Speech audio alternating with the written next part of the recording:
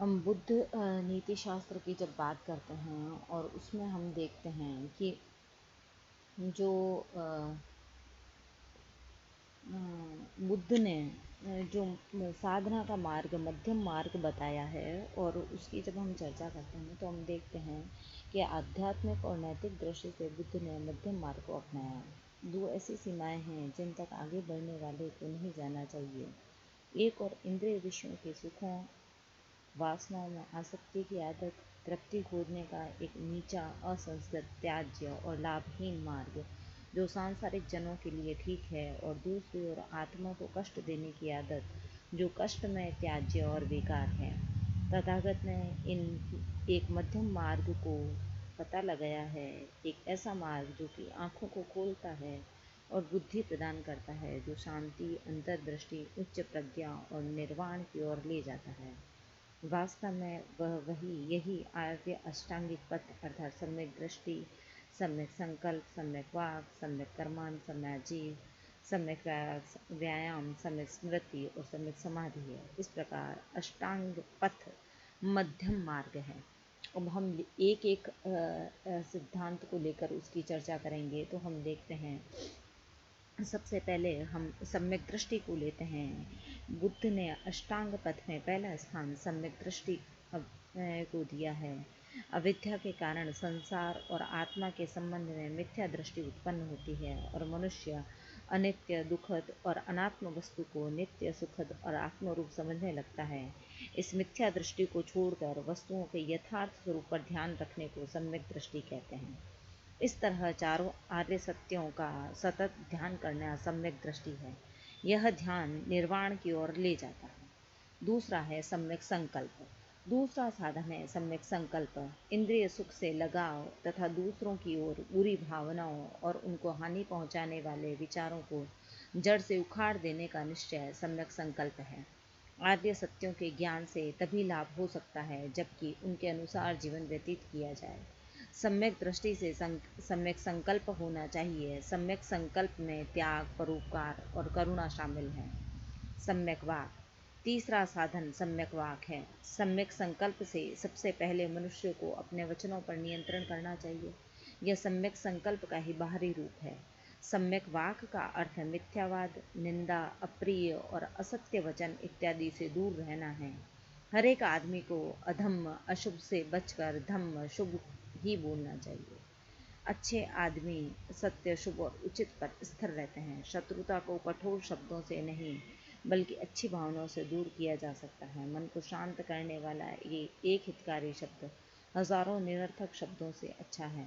सम्यक कर्मांत। चौथा साधन सम्यक कर्मांत है। सम्यक कर्मांत का अर्थ जीवनाश, चोरी, कामुकता, झूठ, अति भोजन, सामाजिक मनोरंजनों में जाना, प्रसाधन, आभूषण, आरामदेह बिस्तरों के उपयोग तथा सोना चांदी आदि के व्यवहार से बचना है। ये सब नियम भिक्षुओं पर लागू होते हैं, परंतु गृहस्थों के लिए केवल 5 नियम जरूरी हैं।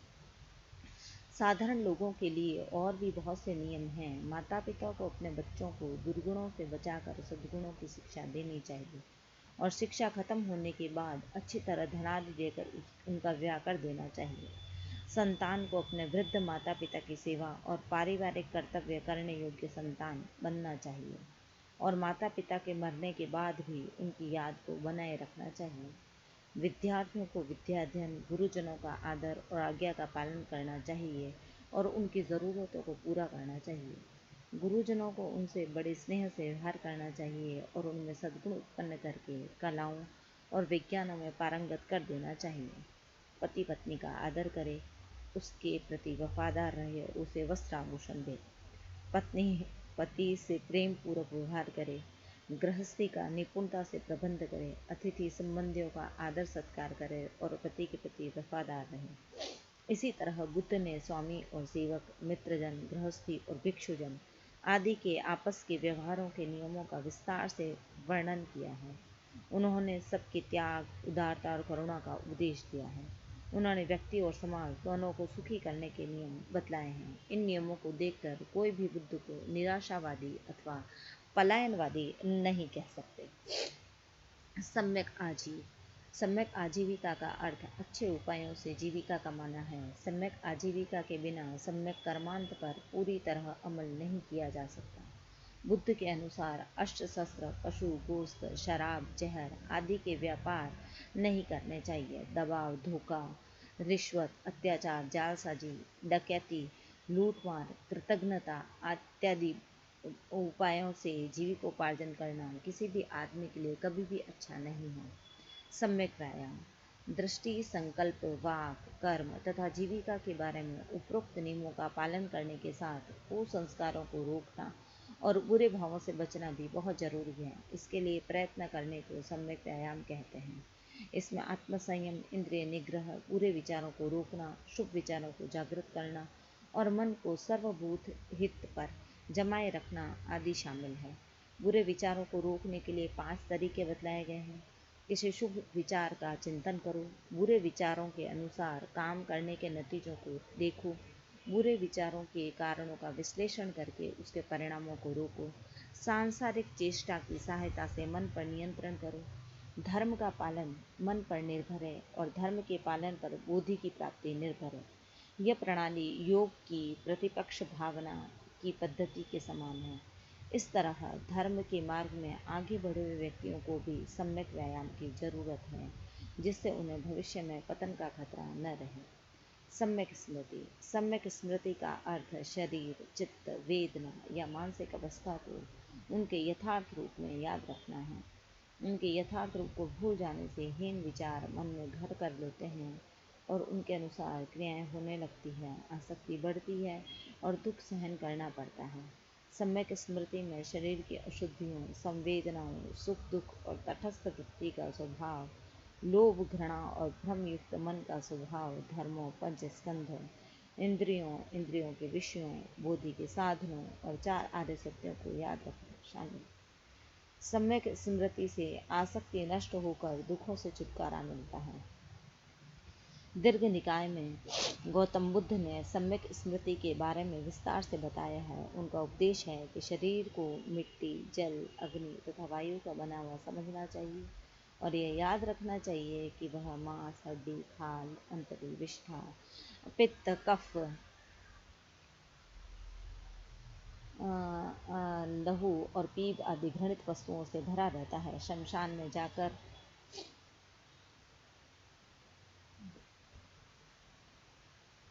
शरीर का सड़ना, नष्ट होना,